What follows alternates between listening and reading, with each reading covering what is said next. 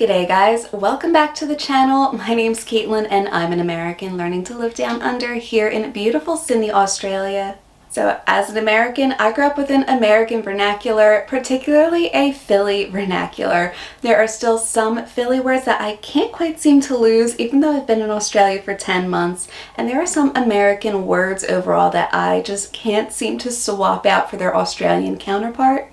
You guys have caught me using these words in a few videos, and today I went through everything I could think of that I've been called out on in the last couple months, all of the American words that I use instead of the Aussie words. So if you want to see what that little list is, grab a Bicky, grab a cuppa, and if you're American, grab a cookie, grab a cup of tea or a cup of coffee, really, and let's jump right into this video. So the first American word is cookie, and I do use biscuits sometimes. I'm getting a little bit better with this one, but there are still so many times where I refer to biscuits as cookies over here. Now, when it's something like an Anzac biscuit, I think of it as Anzac biscuit. I would never call it an Anzac cookie, but there's a lot of Arnott's biscuits that I do actually call cookies when I'm not really thinking about it. It flows off the tongue a little bit easier when I'm thinking of things like iced Fovos and Monte Carlos and Tim Tams. My brain automatically goes to cookies. So I'm going to go grab a couple of cookies instead of I'm going to go grab a couple of biscuits. Some instances where I'll use cookie no matter what. Oreo cookies, they're always Oreo cookies. They'll never be Oreo biscuits to me. And same thing with chocolate chip cookies. That's just a cookie. It's not a biscuit to me. But a lot of other things I'm learning, I'm figuring it out. And even though I do think of Arnott's biscuits, when I'm thinking of the actual biscuits by themselves, I still tend to call them cookies. And the second word that I use all the time is gas instead of petrol. So over here, we don't say that we're going to the petrol station, we say that we're going to the servo. So I'm not used to hearing the word petrol all that much. I still think of it as going to the servo means going to the gas station. When we go fill the car up, even though we're filling it up with petrol, we just say we're going to go fill the car up or we're going to go fill the bike up. We don't get as specific as saying, I'm going to go down to the servo and fill the car up with petrol. It's one of those words that I don't hear all that often. In the States, we called it gas, and it's just short for gasoline. So it's a little bit more common for me to think of these things in those American terms that I grew up with, especially when it's a word I don't hear that often. Even though I know what people are talking about when they say petrol, my brain still goes to gas, and it's one of those things where it's going to take a little bit longer for me to get used to thinking petrol instead of gas because it's not a word I hear all that often, to be honest. This one still confuses my Aussie husband sometimes, but when I say broiler, I mean grill, and sometimes when I say grill, I mean barbecue. These things are a little bit different, and it throws us off when we're having a conversation and we're not entirely sure what the person's talking about. So if I say I need to throw something under the broiler to get the cheese melt, my partner takes him a second to realize I'm talking about the grill. And if I say I have a few steaks that we're going to go grill outside, we're not actually talking about the grill, we're talking about a barbecue over here.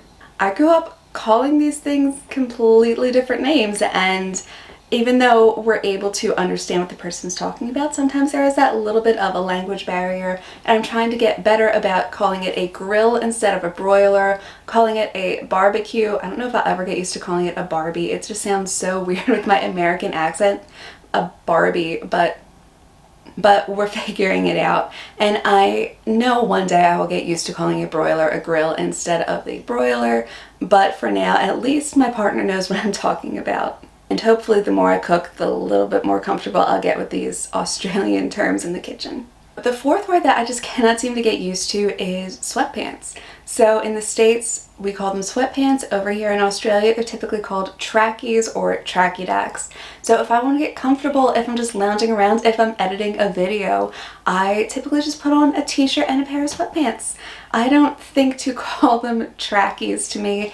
I think of Trakkies as something you would wear to like an actual track if you're going running or something like that.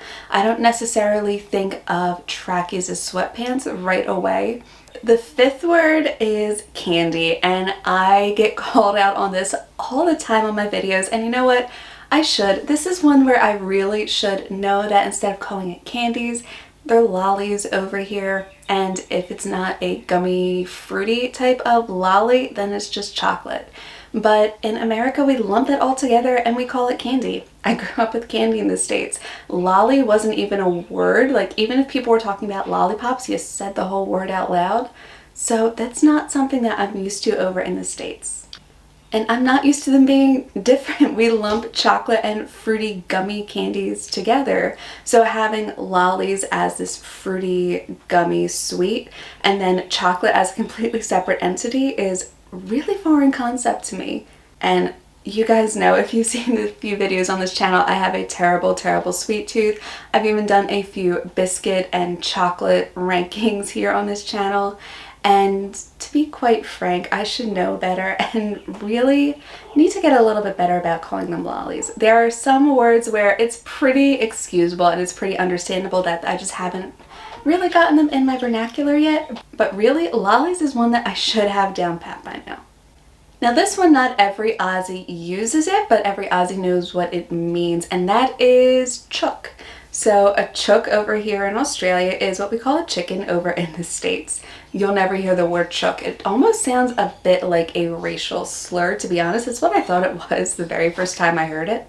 On top of all that, if you've ever been to a farm or any sort of rural area out here, you'll sometimes hear dirt bikes referred to as chook chasers over here, which literally just means a chicken chaser. You use it to chase the chickens around the farm. Sometimes people don't have roast chicken for dinner, they have roast chook instead. Some people call them like chook shops if you're talking about like a chicken shop where you can get like fried chicken and chips with chicken salt, which if you're ever in Western Sydney, definitely check out Chicken King in Woodcroft. So good, you guys. But yeah, I don't know if chook is one of those words that I just won't end up using much over here. It's kind of a 50-50 toss-up. I know some Aussies who use it, I know some Aussies who don't, and I know there's going to be some people in the comment that say if you call it a chook instead of a chicken, that's so bogan. You know what, I know people who are pretty high class who still call them chooks, and I know people who seem pretty bogan and call it chicken. So go with your gut. Go with what you want to say. I feel like it's so casual over here that no one's going to really care if you call it a chook or a chicken. This one I've heard a few times, and instead of Facebook, there are a lot of Aussies who will call it Facey over here. And it sounds so weird to call it Facey. Obviously, Aussies love to shorten everything. Facebook, why not shorten it to Facey? Even though it's still the same amount of syllables, nobody really spells out Facey. People typically put like capital F, capital B for Facebook. I know plenty of people who call it Facey instead of Facebook, and I just can't, you guys. I don't think I could say that with a straight face, to be honest. To me, it's Facebook. It'll always be Facebook. I don't think I could ever get used to calling it Facey. And it's not me snubbing my nose at Aussie culture for not wanting to use one of their words. There's some things I just feel like it sounds too weird and too foreign to me. And I don't think Facey is something that I would ever really get used to saying. So in America, we call this a toilet. In Australia, people will sometimes refer to this as a dunny. And funny enough, a friend of mine over in the States has a 4-year-old girl who loves the TV show Bluey. And if you have kids or grandkids and you know what Bluey is, you're gonna know exactly what I'm talking about with this. It is such a popular kids TV show, and of course all of the little dogs in the show have Australian accents because it's an Australian made show, and they do use Australian words as well, so Aussie slang is put in there pretty commonly. And my friend back in the States messaged me over Facebook a couple weeks after I got here and asked, is Dunny a bad word over in Australia? Because my daughter is saying it all the time, and I just want to know if it's inappropriate, if it's something that she really shouldn't be saying. So Aussie words, Aussie vernacular is slowly starting to be incorporated in America, at least in America's youth, through Bluey. But I don't think I could ever get used to calling it a dunny, to be honest. I don't know why, it just sounds weird. Like, it's like calling it the John or the porcelain throne. Like, just call it a toilet, that's what it is. So when it's cold, plenty of people love to dress like a lumberjack and put on a flannel, but over here it's called a Flanno. I don't really know why that needed to be shortened. It's pretty common for words to be shortened and then have an O or a Y thrown at the end of them over here in Australia. But flannel, I don't think I could ever really call that a Flanno. I don't wear them. My partner doesn't wear them. It's not a word that I hear that often. So it's not something that's really going to be something I think about when I'm talking about flannels, which, you know, who doesn't talk about flannels all the time in conversation? Clearly that's such a common conversation topic these days, especially in Australia. but I don't hear it that often. I think just as a knee jerk, I'm probably going to be referring it to as a flannel for years and years and years to come. Over here in Australia, when I'm feeling sick, I still take a sick day from work. And one of the joys of living in Australia is that I actually get a decent number of sick days if I need them. But people call them sickies over here. You won't really hear people refer to it as a sick day. If you have a cold, you take a sickie. You don't call in and say that you're taking a sick day.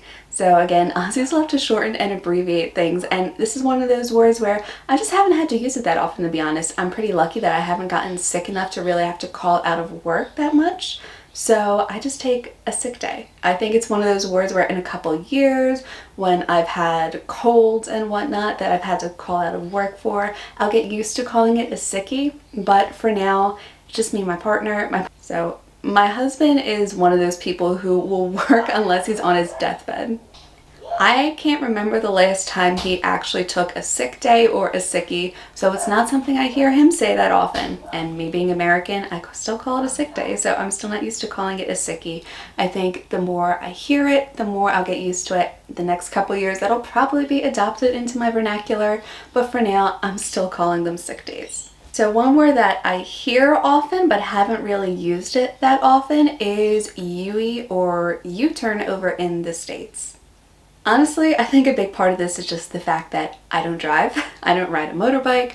I don't drive a car. I'm one of those people who will walk everywhere, who will take an Uber or public transportation if I need to. Or my husband and I will go out and I'll ride on the back of his motorbike if we're going somewhere. So it's not something that I've had to think about. It's something that I hear once in a while, but I don't hear it often enough for me to call them U-E's. I still think of them as U-turns. And honestly, U-turns aren't that common over here in Australia. I think between roundabouts being a thing, there are turn lanes that are pretty easy to figure out, especially because a lot of them do have lights. U-turns aren't really a very common thing over here in Australia. They're pretty common over in the States. Again, it's not super common. If you're driving around, you're not going to be doing a U-turn every single day for the most part. But U-E just isn't one of those words I hear a lot. I think as I'm living here a little bit longer, hopefully if I get over my fear of driving a car and can actually drive a car over here in Australia, it's something I'll get a little bit more comfortable with, something that will be adopted into my vernacular. But my first almost year of living in Australia, I still can't get used to calling it a U-E. It's just a knee-jerk reaction. I still call it U-turn. So I'm not a beer drinker, you guys. So you can kind of see up here, I literally just threw these up here because I mean it's a kangaroo, and if you're from Australia you know what Bundy rum is. But I'm typically a rum, wine, or vodka drinker, any variation of those. Once in a while I'll have gin now, but typically those are my drinks of choice. I'm not a beer drinker, but when people talk about beer, I still call them beer bottles. I don't call them stubbies. I don't know why stubby still just sounds dirty to me. I'll be totally blunt with you guys. When people call it a stubby, my knee-jerk reaction does not think of beer. It thinks of something that I can't say without getting demonetized on YouTube. So I still call it a beer bottle. I will probably be calling it a beer bottle for a while. Eventually, it's something I might get used to, but still, I still can't think of stubby without thinking of something really dirty, and I know that's not what it is. I know it refers to beer. It refers to the bottle that beer comes in, but for me, they're still beer bottles. So this one's been a little bit of a toss-up, I'll be honest, and I don't know if this is part of the whole globalization that's been going on with social media within the last like 10 to 20 years, but a lot of older Aussies, a lot of old school Aussies too, still call AC/DC Akadaka. So it's something that I hear pretty much from anyone who's like in their late 20s and up, but it's becoming a lot more common for younger Aussies. It seems to call it AC/DC because it's what the rest of the world knows it as. When I grew up, I had an AC/DC t-shirt, and I still call it AC/DC sort of just as a knee-jerk reaction. We know the logo, we know the songs, and when I think of it as AC/DC. That's how it was on the radio, listening to WMMR growing up in Philly. And to be honest, calling it Akadaka, it sounds like a magical spell from Harry Potter. It doesn't sound like the band at all to me. Don't know if I will ever get used to calling it Akadaka. I don't know if I could ever really say it with a straight face. But even though it's fun to say, I still think the band is AC/DC. If I see the logo, I say AC/DC. Maybe one day I'll get used to calling it Akadaka, but to be honest, I don't see that happening.